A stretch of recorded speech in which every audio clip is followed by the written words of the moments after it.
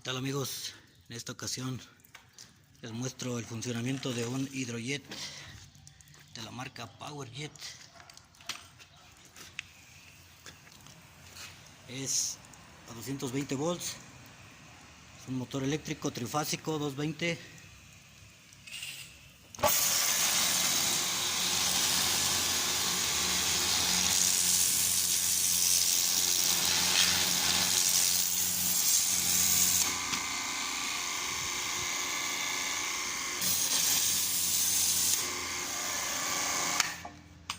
Ahí quedó.